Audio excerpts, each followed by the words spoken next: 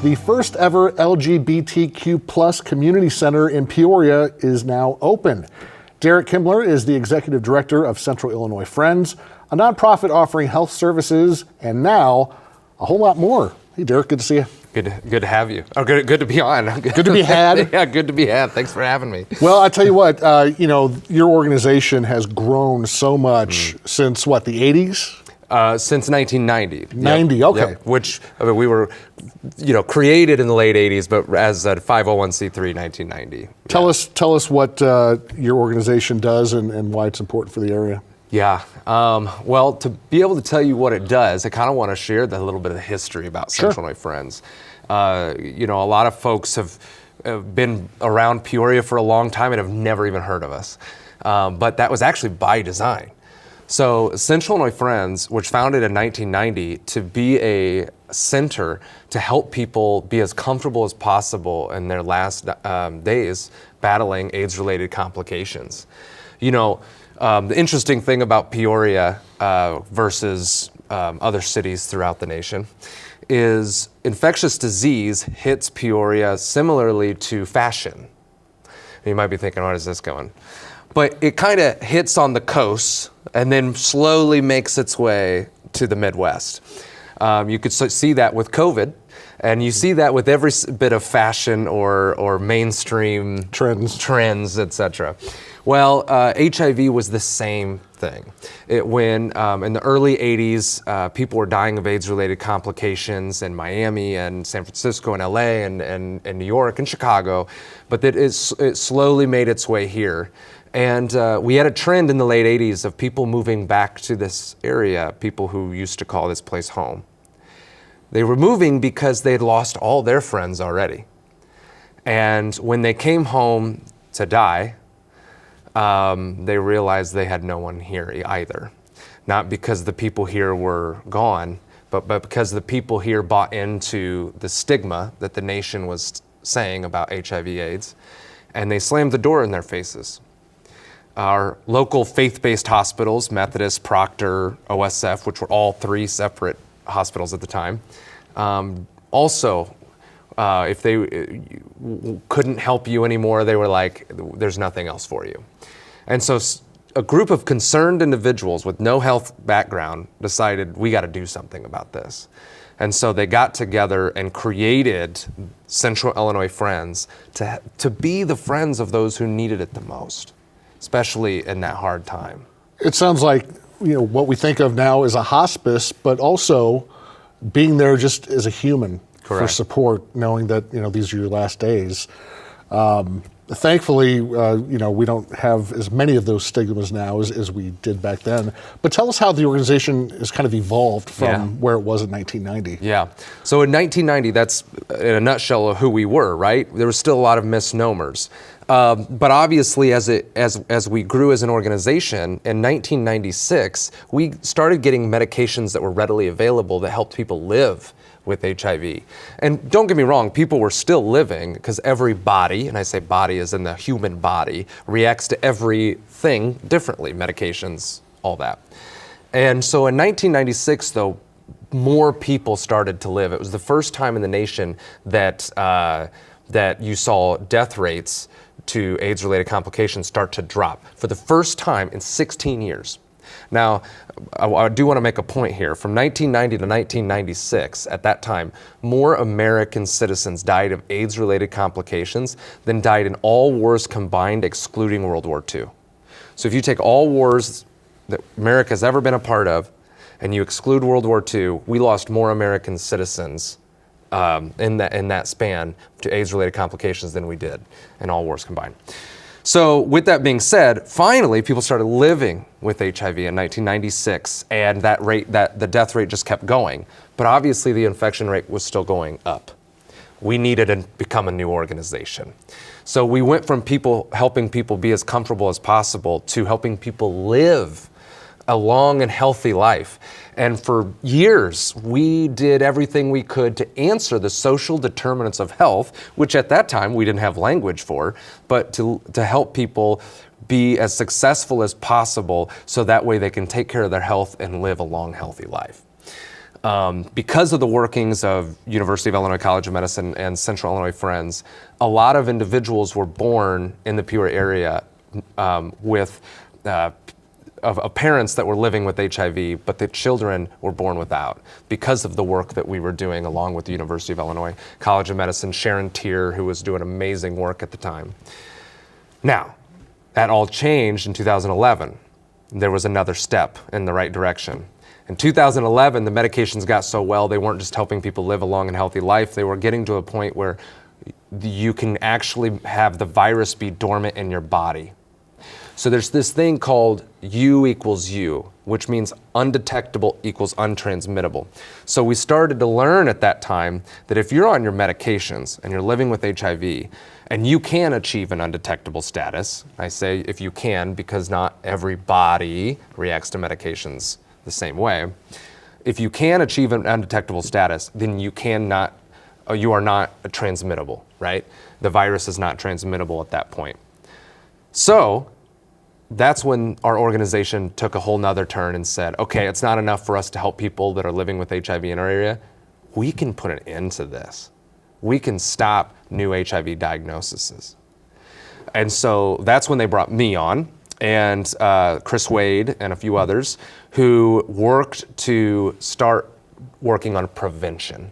So it was like our third set of evolution as an organization, where we started to really dive into the preventative aspect of HIV. Mm-hmm. I'm curious about, we don't hear about HIV and AIDS as much now as we did in the 80s, early 90s. I'm curious about these medications because I've seen commercials for them on TV, just like any other medication. Are they readily available to people, and are they affordable? So that's a good point, good question. Because the reality is that if you didn't have any qualifiers, if we didn't have grants and support, it could cost up to $46,000 a year to live with HIV between appointments and medications. It's astronomical. Hardly anybody can afford that, right? But because of federal grants and programs that we rely heavily on, we're able to keep people living with HIV in care and undetectable, which means lowering our community's viral load, right? So those are the grants, and that's kind of the working that we do as an organization along with Positive Health Solutions, which is here in Peoria. With that being said, there's the reality of the fact that there's so much more to that statement, and I'm going to try to repeat what you said, the statement of just like any other medication. The reality is living with HIV today is no different than living with any other chronic illness, period. It's not a death sentence. It's not a death sentence. It is no different than living with any other chronic illness. In fact, when you're on your medications, you could have side effects from the medications, but when the virus is dormant, there is nothing happening, right? Well, the reality with that is when we started getting into prevention, we learned that Americans are dying of other sexually transmitted diseases and infections at a worse rate. And what we're talking about is gonorrhea, chlamydia, syphilis, etc., which are some of the leading causes of 7 of the most common cancers that we have in our nation. And that's where this final bit of evolution as an organization came in place. When we started doing sexual health prevention, we learned that Peoria County was leading the entire state in STI rates. And then we learned that Illinois at that time was 9th. We are now 12th, making progress, but 9th in the entire United States in STI rates. And now, and the United States leads the entire industrialized world in STI rates. So you could say, Mark, that we're having this conversation in one of the hottest zones for STI rates in the entire industrialized world. And if we don't get ahead of this and start talking about comprehensive sexual health education, that stigma that killed so many unnecessary lives from 1980 to 1996, it's still killing people today. Because there's this stigma that if you have sex and you contract an STI, you did something bad, you did something wrong. We can't talk about sex in the United States. We can't have these conversations. The reality is, it's the creation of life. If we're not adult enough to have these conversations, who is? Yeah, nobody. So if, with the STIs, we always talk about education when it comes to any issue, really. Is it, in this particular instance, do you think it's education? Do you think it's a lack of caring for some people? What do you think is the big thing or the biggest things that are contributing to these numbers? Well, it's education access. The reality is, I'll give you a case study. So Central Illinois Friends does Get Yourself Tested days in the Peoria Public Schools, where we go in the high schools and we provide a complete health fair. And it's a full health fair, but throughout the health fair, with 40 plus vendors of organizations in our community, we provide comprehensive sexual health education. We explain how everything works, from consent, starting at consent, not just how to gain consent, but how to give consent. We assume that just, they'll figure it out. Well, the problem is they're on their phones figuring it out, and that's unhealthy. So through this education, and while we're there at the Get Yourself Tested days, we also do our testing. And when we first started, our first year, we only test sexually active teens that consent for a test. We provide everybody with an education moment. When we first started, 21% of the students that we tested positive for something. An STI? An STI. Gonorrhea, chlamydia, trichomoniasis, pregnancy even.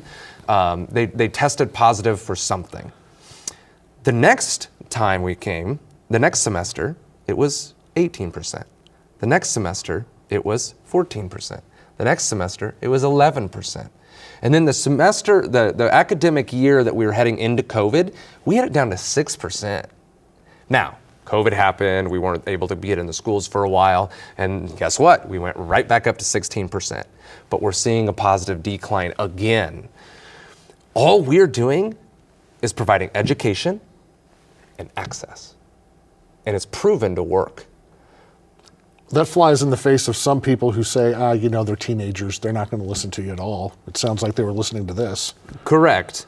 I think the reality to that is, I think a lot of parents get upset that their teens don't feel comfortable talking to them about it.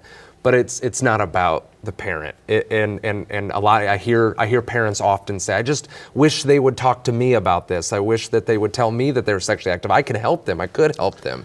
But they're not comfortable, and that's not a bad thing. It's just a reality of, again, the stigma that we have in our nation, that we must be Puritans and not talk about this.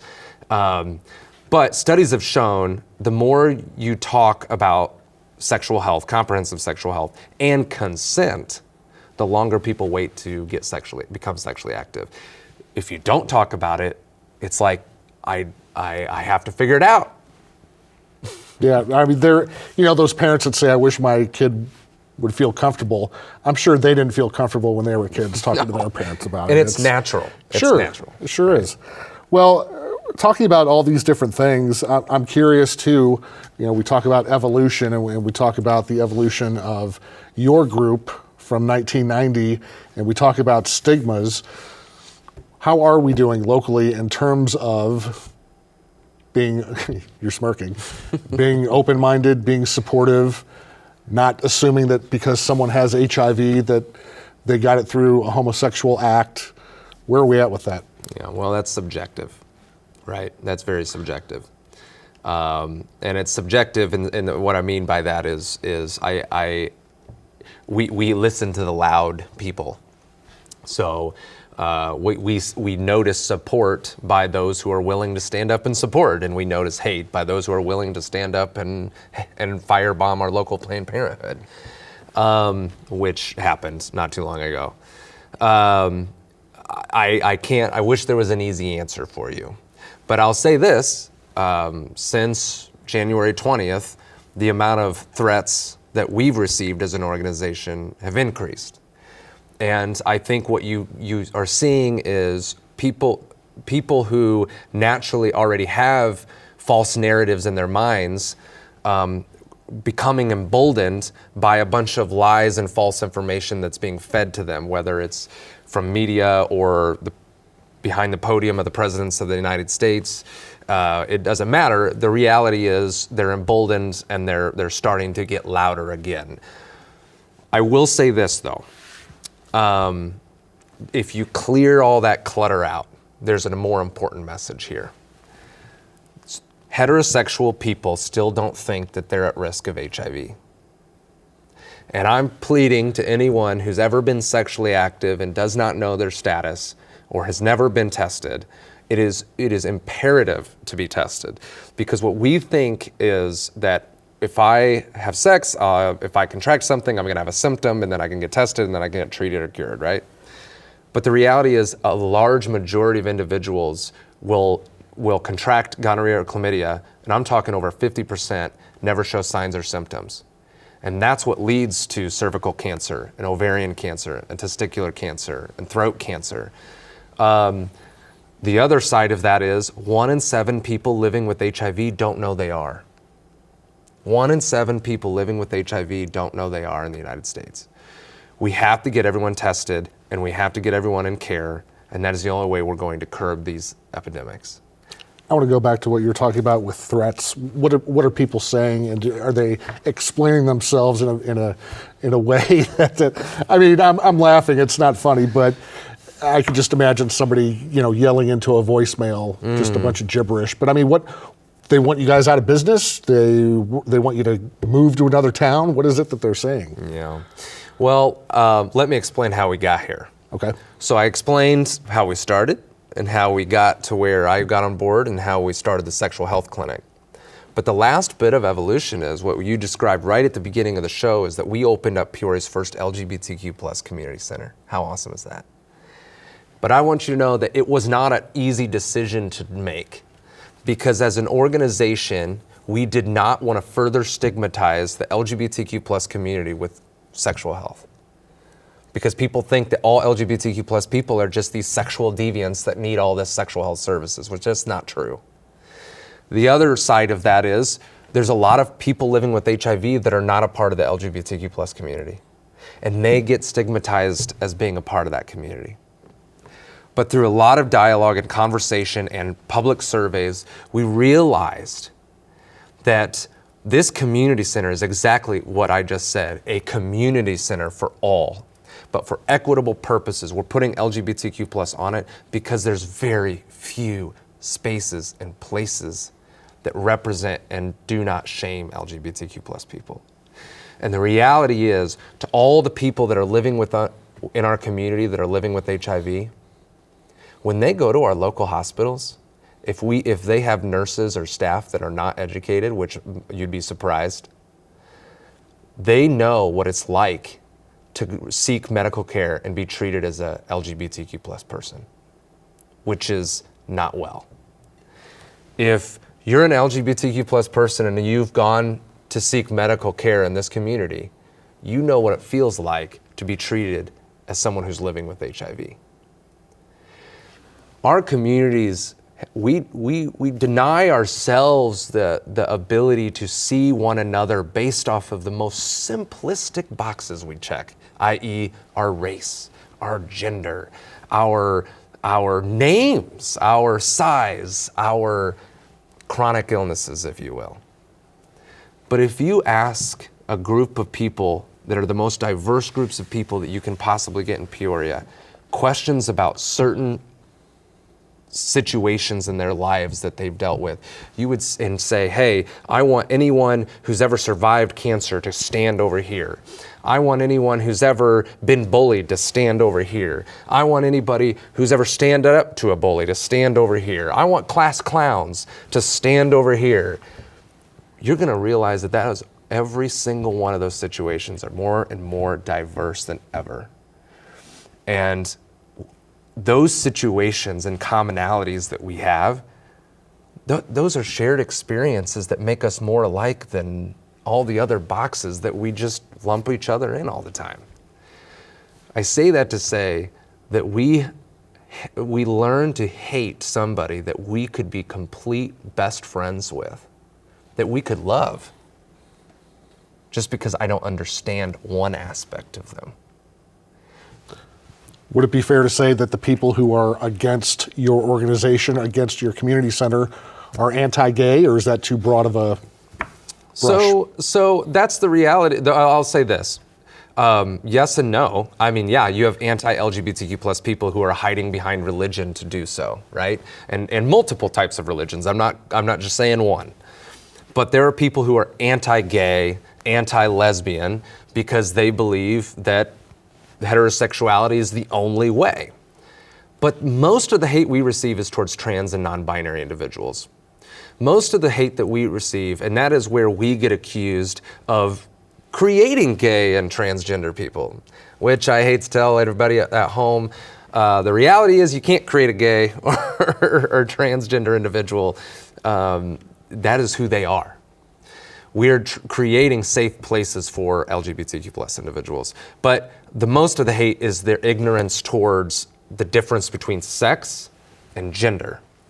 So a lot of folks don't realize that transgender or cisgender meaning that I identify as the sex assigned at birth, transgender, which means the opposite of in Latin word, which is an old term, it's not new, means that I identify as the sex opposite of that I was assigned at birth.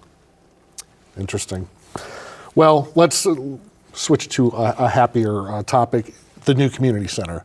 Tell us how, again, you said it's for everyone, but tell us what goes on there, and I know that you have associated groups that are in that building. Give us the whole rundown. Yeah. So when I say it's for everybody, it's for everybody. I want to talk about, first and foremost, that we are doing counseling and psychiatric care. We have a program that provides counseling services to LGBTQ plus people and parents of LGBTQ plus individuals, siblings, significant others, etc. Anyone who's struggling with the stigma and don't quite understand how to deal with that. That room is actually named after an individual, Alex Bartholomew, who was a huge advocate, but unfortunately is no longer with us anymore. Alex and his parents both have talked about if they receive, Alex's parents talked about if they received this type of care, their relationship with their son might have been completely different. And they want to make sure that more people have access to that. We have community spaces that anyone can book out for free, so long that they aren't being utilized by anyone else. You got to schedule it, and if it's open, you can have it for free. Birthdays, meetings, gatherings, it doesn't matter. That doesn't matter what kind of event it is what it is. We have office space there. We have a clinic space there. We have exam rooms to provide general health screenings, sexual health services, general health services, all that. We also have the partnership room, which has Peoria Proud, Acorn Equality, the PFLAG Peoria, which is parents of the LGBTQ plus community, and the ACLU of Peoria. And those organizations are all volunteer-based organizations that needed a home to be able to get mail at and apply for grants and et cetera. So the community space is already making our entire community better because our local organizations that support this community and bring tens of thousands of dollars in every year, they can get stronger and better and have a home and not have to worry about looking over their shoulder at a local coffee shop, having to whisper when they say gay, etc. And now they have a more safe home. But the other big part, the vision that I have for this organization, or in this space, is it's going to be a safe space for people to fail. We want to create a space where people can fail forward. We want people to come that say, I just don't get it. I can't talk to my gay brother or my transgender daughter or my non-binary friend about these questions I have because I feel I'm going to offend them. Great, come to us. We can provide some education. Talk through this. We're not going to shame you. We're going to meet you where you're at, and we're going to be able to talk about what is getting hung up in your head that is getting in the way of this friendship that you have. because we want to bring the community together. And there's small little nuances that I think so many folks are afraid to offend people or to be offended, that they shy away from healthy conversations they should be having. Yep. Well, again, your organization has grown quite a bit, and now this community center, first of its kind, I don't know, anywhere outside of Chicago, I guess, in Illinois? Of the kind in terms of the grand scheme of things, yes. There is a LGBTQ plus clinic in Quad Cities, and then there's a community center in Springfield. But to bring it together, never. All right. Yeah. How can people find out more? Go to centralillinoisfriends.org or friendsofcentralillinois.org. We're launching a new website. We're going to be getting a new logo. A lot of good things happening. But we did open up a location in Bloomington and in Galesburg as well. Those are clinics. Okay. And so if you're viewing this and you're in Bloomington Normal area or closer to Bloomington Normal or Galesburg, we have options for you as well. All right. Unfortunately, we're out of time. I wish we had another half an Yeah. hour, Derek, but we don't. Hopefully you'll come back and we'll have some more questions for you. Would love to. All right. Congratulations. Thank you. And thank you for joining us. We appreciate it. You can check us out anytime at WTVP.org and on Facebook and Instagram. Have a great night.